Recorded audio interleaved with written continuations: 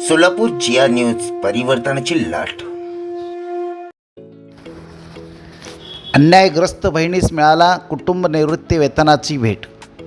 निवृत्ती वेतन न मिळाल्याने सातत्याने हेलपाटे पाठपुरावा करणाऱ्या अन्यायग्रस्त महिलेस कुटुंब निवृत्ती वेतनाची भेट देऊन शिक्षक भरती संघटनेने न्याय मिळवून दिलेला आहे.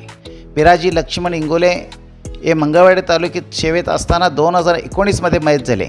त्यानंतर 2005 नंतर सेवेत लागल्यामुळे त्यांना जुनी पेन्शन योजना लागू नव्हती.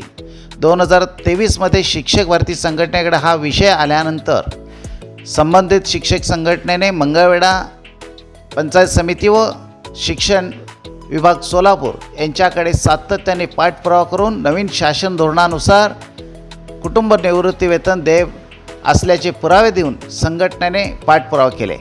या मृत शिक्षकाची पत्नी निर्मला पिराजी इंगोले यांना उपदान 7,84,000 रुपये व 11,660 रुपये हे निवृत्ती वेतन देण्याचा निर्णय झाला.